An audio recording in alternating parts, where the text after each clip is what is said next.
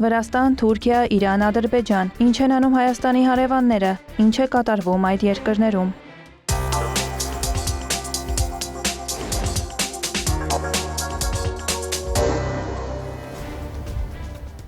Վրաստանի վարչապետ Իրակլի Կոբախիձեն Աբու Դաբիում մասնակցում է կայունության շաբաթ համաժողովին։ Կոբախիձեի գլխավորած պատվիրակությունը ներկա է գտնվել Աբու Դաբիի ազգային ցուցահանդեսային կենտրոնում տեղի ունեցած գագաթնաժողովի բացման եւ Զայեդ կայունության մրցանակի հանձնման արարողությանը։ Վրաստանի վարչապետը հանդիպումներ կունենա խոշոր ներդրումային ընկերությունների ներկայացուցիչների հետ։ Կոբախիձեն նաեւ ելույթ կունենա պանելային քննարկմանը Միջին Միջանցք, Եվրոպայի եւ Ասիայի միավորումը էներգետիկայի միջոցով խորագրով։ Վրաստանի արտաքին գործերի նախարար Մակա Բոճորիշվիլին, որը վրացական պատվիրակության կազմում մեկնել է Աբու Դաբի, կարևորել է տարբեր հարթակներում տարածաշրջանի տարանցիկ ներուժի մասին բարձրաձայնելը։ Նրա խոսքով Միջին Միջանցքի զարգացումը կենսական նշանակություն ունի Վրաստանի առաջնահերթությունների իրագործման համար։ Արտգործնախարարն ուշադրություն է հրավիրել նաև համաժողովի շրջանակում նախատեսված հանդիպումներին տարբեր խոշոր ընկերությունների ներկայացուցիչների հետ։ Նախարարն ընդգծել է, որ Արաբական Միացյալ Էմիրությունների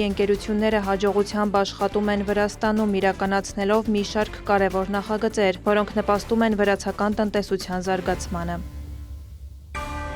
Վրաստանի նախկին վարչապետ Իրակլի Ղարիբաշվիլին դատապարտվել է 5 տարվա ազատազրկման փողերի լվացման գործով, հայտարարել է գլխավոր դատախազությունը։ Նշվում է, որ Ղարիբաշվիլու հետ կնքվել է մեղքի խոստովանության համաձայնագիր, որի համաձայն նախկին վարչապետը 5 տարվա ազատազրկումից բացի տուգանվել է 1 միլիոն լարիով։ Դատարանը բավարարել է մեղքի խոստովանության համաձայնագիրը։ Նախորդ տարվա հոկտեմբերին երկրի գլխավոր դատախազությունը Ղարիբաշվիլուն մեղադրանքեր առաջադրել առանձնապես խոշոր չափերի փողերի լվացման համար։ Նշվում է, որ վարչապետի եւ պաշտպանության նախարարի պաշտոններում աշխատելուն զուգահեռ նա զբաղվել է ձեռնարկատիրական գործունեությամբ եւ ստացել անօրինական եկամուտներ։ Ղարիբաշվիլին դրանք օրինականացրել է կեղծ գործարքների եւ ընտանիքի անդամների անունով գրանցված գույքի միջոցով։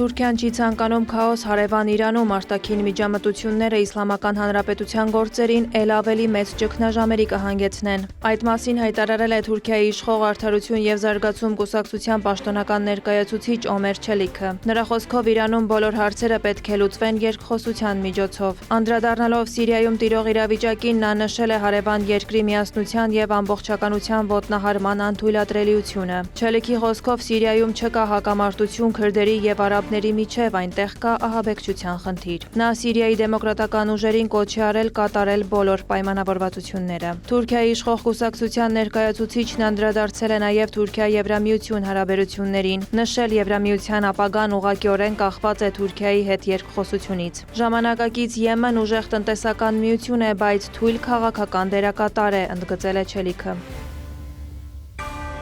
ՆԱՏՕ-ն խնդրել է Թուրքիային ժամանակակից F-16 կործանիչներ տրամադրել 2026 թվականին Բալթյան երկրներում դաշինքի օդային պարեկության առաքելության համար, հայտնել է Բլումբերգը վկայակոչելով իր աղբյուրը։ Գործակալության տվյալով ՆԱՏՕ-ն արդեն պայմանավորվածություն ունի թուրքական ռազմական ինքնաթիռները Ռումինիայում տեղակայելու վերաբերյալ 2026 թվականի դեկտեմբերից մինչև 2027 թվականի մարտ։ Այժմ դաշինքը ցանկանում է Էստոնիայում պարեկություն իրականացնել 2026 թվականի օգոստոսից մինչև դեկտեմբեր։ Գործակալության աղբյուրների խոսքով դա կապված է ՆԱՏՕ-ի պաշտպանական միջոցառումների ուժեղացման հետ դաշինքի անդամ երկրների օդային տարածքի խախտման միջադեպերից հետո։ Նշվում է, որ Թուրքիան դեռ որոշում չի կայացրել ՆԱՏՕ-ի հարցման հետ կապված։ Թուրքական կործանիչները վերջին անգամ նման առաքելության շրջանակում պարեկությանը մասնակցել են 2025 թվականի սկզբին։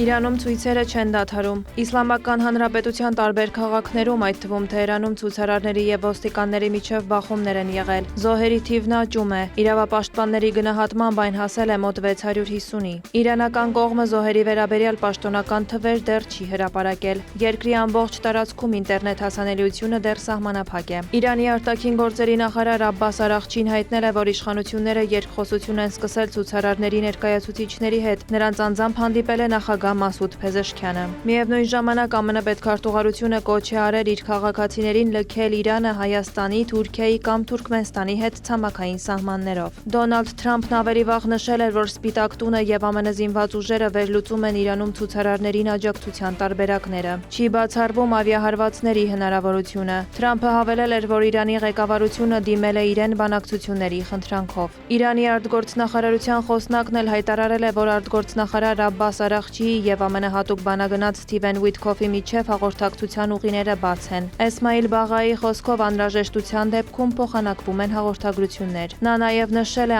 ԱՄՆ-ից եկող հակասական ուղերձները ցույց են տալիս լրջության պակաս եւ համոզիչ չեն։ Ցույցերի ֆոնին հեռախոսազրույց են ունեցել նաեւ Իրանի ազգային անվտանգության բարձրագույն խորհրդի քարտուղար Ալի Լարիջանին եւ Ռուսաստանի անվտանգության խորհրդի քարտուղար Սերգեյ Շոյգուն։ Ըստ պաշտոնական հաղորդագրության Շոյգուն դատապարտել է Իրանի ներքին գործերին միջամտելու արտաքին ուժերի փորձերը։ Կողմերը պայմանավորվել են համակարգել անվտանգային ոլորտի հարցերը։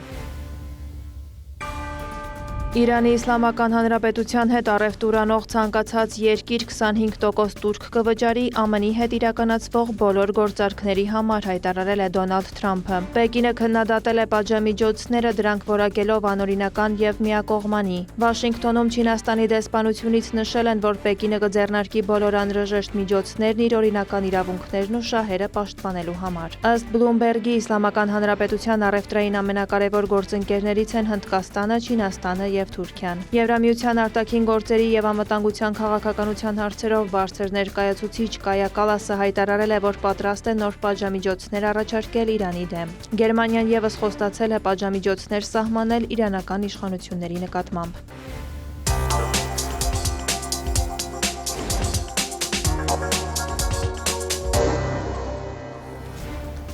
Ադրբեջանի արտաքին գործերի փոխնախարար Էլնուր Մամեդովն ընդունել է ԱՄՆ առևտրի եւ զարգացման գործակալության Մերձավոր Արևելքի, Հյուսիսային Աֆրիկայի, Եվրոպայի եւ Եվրասիայի տարածաշրջանային տնօրեն Կարլ Կրեսի գլխավորած պատվիրակությանը։ Հանդիպման ընթացքում քննարկվել են երկու երկրի միջև էներգետիկայի, առևտրի, տարածաշրջանային կապերի, այդ թվում թրիփի հետ կապված հարցեր, ինչպես նաեւ ներդրումների ոլորտում երկկողմ համագործակցության ներկա վիճակը։ Ընդգծվել է ամերիկյան մասնավոր հատվածի ներգրավման կարեւորությունը Ադրբեջանի ենթակառուցվածքային եւ լոգիստիկ նախագծերում։ Նշվել են Ադրբեջան-ԱՄՆ ռազմավարական գործընկերության խարտիայի նախապատրաստման շրջանակում տեղի ունեցած շփումների արդյունքները։ Ամերիկյան պատվիրակությունը կայցելի նաեւ Հայաստան։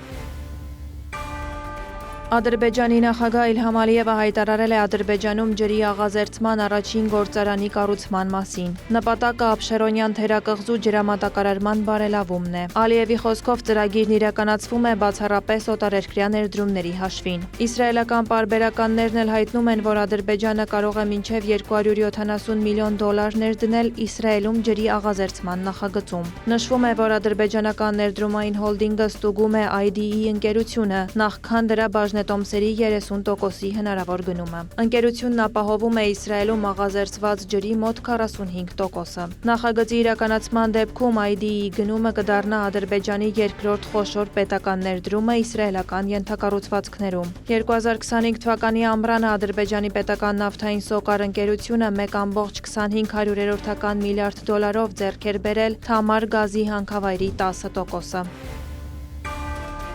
Ռուսաստանի արտաքին գործերի նախարարի տեղակալ Անդրեյ Ռուդենկոն հանդիպել է Ռուսաստանում Ադրբեջանի դեսպան Ռահման Մուստաֆայևի հետ։ Քննարկվել են ռուս-ադրբեջանական փոխգործակցության հարցերը, Ասիայում փոխգործակցության եւ վստահության միջոցների վերաբերյալ խորհրդակցության հարթակում։ Վարդուհի Արությունյան, հարևաններ։